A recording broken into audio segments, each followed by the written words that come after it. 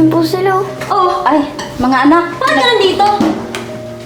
Di ba pinalayas na kita? At talagang pinagluto mo pa yan, ha? Ano, magpapakananay ka na naman? Ilang araw, ha? Ilang linggo? Ilang buwan? Kung ganyan sana dati, ma, edi masaya sana kami. Yan na naman tayo pa. Asahin mo na naman. Anak, bigyan mo naman ako ng pagkakataong bumawi sa kapatid mo. Lalo na sa inyo. Bumawi? Para saan pa? Para iparamdam na may nanay kami pero saglit lang? Huwag na! Ano ba? Nandito na ako ngayon, no? Ano pa bang kinakasama ng loob mo? Nandito ka. Ngayon lang.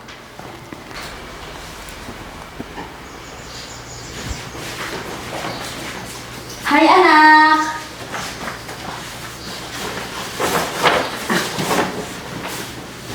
Anak! Kamusta ka na? Nandito na si Mama!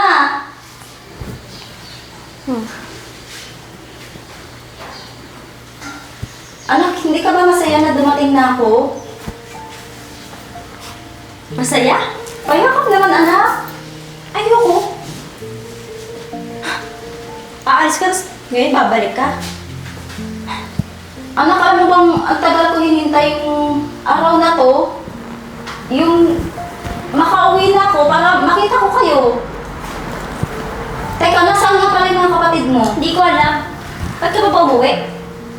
Hindi ka namin kailangan dito. Total, sanay naman na kami. Nawala ka dito. Anak, may pasalubong ako sa inyo. Akala mo maladaan mo ako dyan? Sa mga pasalubong mo? Hindi. Hindi mo tutumbasan yung mga araw na wala ka. Na kailangan ka namin dito. Ano bang pakiramdam na magkaroon ng nanay? Nakalimutan ko na kasi. Ano? Akala ko masaya ka na makita mo ko. Kasi ako, masaya ako na makita ko kayo ng mga kapatid mo. Basta ko hindi. Kasi pinapaalala niyo lang sa akin yung mga panahon na wala ka.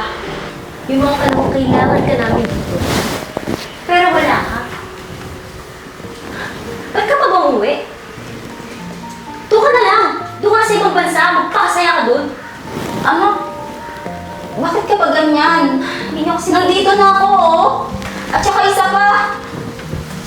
Nangulila ako sa inyo ng matagal. Tapos ganito ang isasalubong mo sa akin? nangulila. Eh, ba't ngayon ka lang umuwi? Bakit ngayon ka lang umuwi? Anak, hindi mo ba naiintindihan? Hindi! Kontrata 5 taon. Hindi ko talaga maintindihan kasi hindi mo lang pinapaliwanag. Ano, nag-abroad ako, di ba? Nag-abroad ako para sa inyo. Para sa inyo ng mga kapatid mo. Para sa amin? Sigurado ka para sa amin? Para sa amin? Bakit hindi ba? Hindi. Hindi ko naramdaman na para sa amin. Kasi mas lalo kami nangulila. Nawalan kami. Ano, alam mo ba yung mga perang pinaghirapan ko na ipinadala ko dito? Yun yung pagpaparamdam ko ng pagmamahal ko sa inyo para maibigay yung mga pangangailangan ninyo. Pagmamahal ba yun? Pagmamahal ba yung tawag mo doon? Ma? Pagmamahal yun? Yung iwan kami? Yun lang kasi yung alam kong paraan. Pero hindi ganun yung kailangan namin pagmamahal. Anong klaseng magulang ka? Anong klaseng nanay ka? Ma! Ay, anak. Ang laki-laki mo na. Juster, hindi mo ba yayakapin si Mama? Hindi po. Ma, hindi po namin kailangan yung mga regalo mo. Ikaw po yung kailangan namin. Anak, ginawa ko lang naman yun para sa inyo eh. Nagpakalayo-layo ako, tiniis ko. Ang lahat. Para maibigay ang mga pangangailangan nyo. See? Kahit anong paliwanag mo, hindi nila maintindihan. Si Gerald, Ano, papaasahin mo na naman yan? Mag-stay ka dito ilang araw, tapos aalis ka agad. Inuuto mo lang kami. Pinapaasa mo lang kaming lahat. Anak, huwag ka naman ganyan sa kapatid mo. Bakit totoo naman, di ba? Ano? Kakampihan mo yung nanay mo. Tuwan-tuwa ka na naman. Kasi iiwan ka din yan. Naku, huwag ka na magpadala. Dahil kami, dalang-dala na kami. Bakit mo ba kami pinapaasa, ma?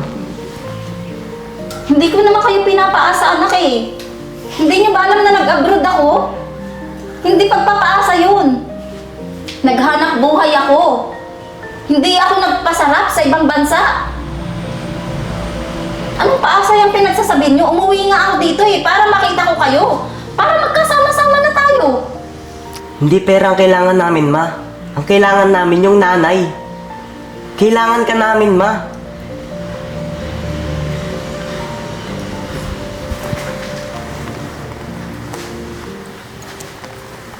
Ano? Nakita mo na? Nakita mo na yung mga sakit na iniwan mo sa amin? Wala ka nang babalikan dito. Kasi matagal na namin tinanggap na wala kaming nanay. Kaya pwede ba? Dali mo na yung mga regalong yan, umalis ka na. Umalis ka na ulit. Anak, Umalis ka na lang, huwag mo akong hawakan. Alis! Gerald, hayaan mo siya. Umalis ka na. Gerald! babalik ako anak. Lagi mo ganyan. Aalis ka, tas babalik. Ulit-ulit lang. Muna iyakan yan. Muna iyakan yan, aalis din yan.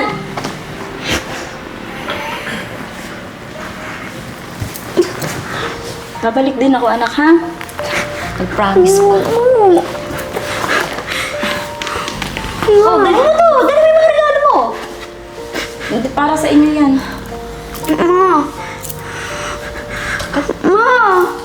Gerald, hayaan mo na. Sabi ko naman sa inyo eh, aalis din yun. See? Huwag ka nang umiyak dyan. Hindi pa kayo naawa kay mama? Basta ako. Mahal ko si mama.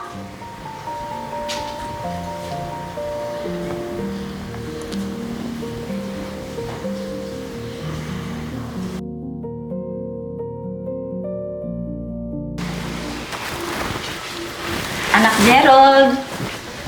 Kumain ka muna anak kung pinagluto kita. Hindi po, ma. Kain ka mabuti. Kumain ka na. Asa na nga pala yung ate at kuya mo? Hindi. Ay, ayun po sila. Oh, Ay, mga anak. bakit ka nandito? Di ba pinalayas na kita? At talagang pinagluto mo pa yan, ha? Ano, magpapakananay ka na naman? Ilang araw, ha? Ilang linggo? Ilang buwan? Kung ganyan sana dati, ma, edi masaya sana kami. Yan na naman tayo pa. Asahin mo na naman ka. Anak, bigyan mo naman ako ng pagkakataong bumawi sa kapatid mo. Lalo na sa inyo. Bumawi? Para saan pa? Para iparamdam na may nanay kami pero saglit lang? Huwag na! Ano ba? Nandito na ako ngayon, no? Ano pa bang kinakasama ng loob mo? Nandito ka. Ngayon lang. Ma, alam mo ba kung sino sumalo ng mga responsibilidad mo dito? Di ba ako? Ako! Ako ang naging nanay ng dalawang yan, ng mga anak mo. Anak, ipinagkatiwala ko sa'yo mga kapatid mo kasi ikaw yung pinakamatanda sa kanila. Ikaw lang yung mapagkakatiwalaan ko. Ayun na nga eh. Porket panganay ako, tingin nyo kaya ko sila? Ma, hindi nyo alam kung gaano kahirap, kung gaano nakakapagod na mag-aaral ka, tapos may aasikasuhin ka mga kapatid. Hindi ako makapag-focus, ma. Kailangan kita, kailangan ka namin, pero wala ka dito. Alam mo ba kung gaano kabigat yun? Ha? Bakit anak? Nagpakasaya ba ako sa ibang bansa? Nagbuhay dalaga ba ako doon? Hindi naman ah. May mga gabing hindi ako makatulog. mag-isip sa inyo. Kung okay lang ba mga kapatid mo? Pero ma, naisip mo ba kung nararamdaman namin? Yung nararamdaman ko na binubuli sa school kasi wala daw akong nanay. Alam mo anak, nahirapan din naman ako eh. Gusto kong gawin yung mga bagay na yun, pero wala eh. Wala akong magawa. Bakit kami? Hindi ba kami nahihirapan? Hindi ba kami nahihirapan dito? Ha? Mamahawa ka naman sa akin. May choice ka naman eh. May choice ka na dito ka magtrabaho. Pero mas pinili mo sa malayo. Alam mo ba kung gaano kahirap na wala kang makausap na nanay? Wala kang makausap pag hindi mo na kaya. Sa graduation ko, mag-isa lang ako. Wala ka. Alam mo ba kung gaano kasakit yun?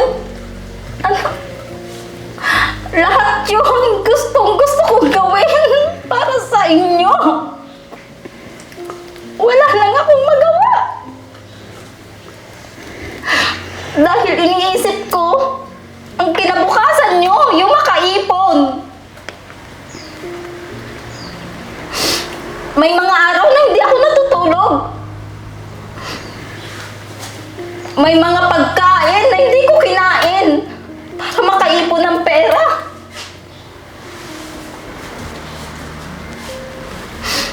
Pero ang hindi ko alam, yung sakripisyong ginagawa ko pala,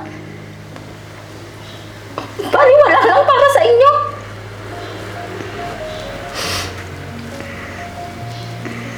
Sana, inisip nyo rin yung paghihirap ko. Hindi yung puro na lang kayo.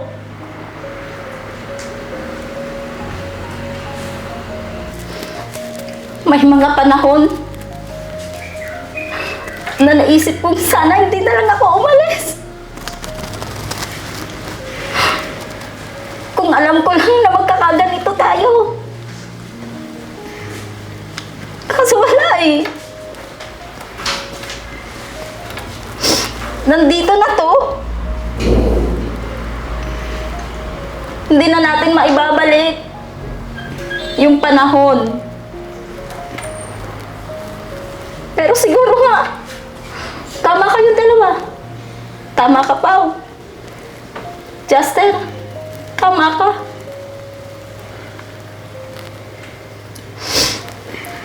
Siguro nga, kailangan ko nalang umalis. Para matahimik na lang kayo. Ma! Ma! Ma! Ma!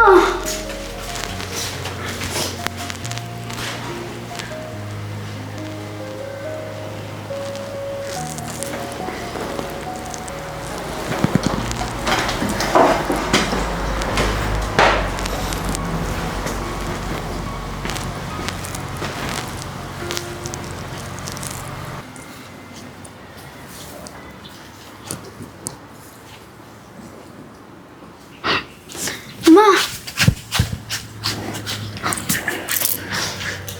Gerald, patawarin mo ako, anak, ha?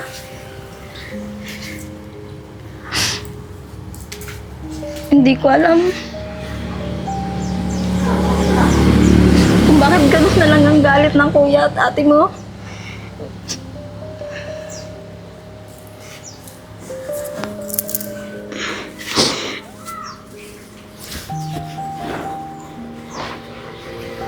Ma,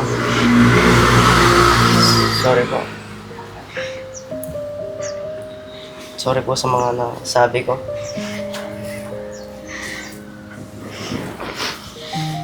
Wala yun, anak.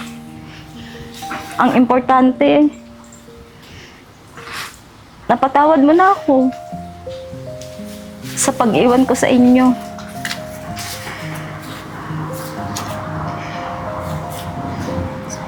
Sorry din, ma.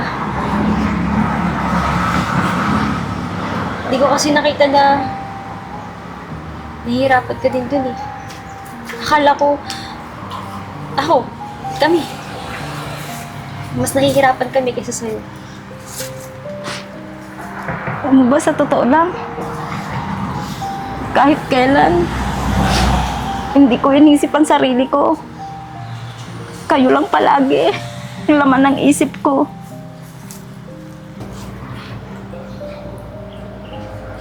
Anak, Juster, Pao, patawarin niyo ako ha. Kung inisip niyo na pinabayaan ko kayo. Kung inisip niyo na binaliwala ako kayo. Lalo na yung responsibilidad sa mga kapatid mo. Patawarin mo ako kasi bata ka pa lang. Ikaw na ang umako.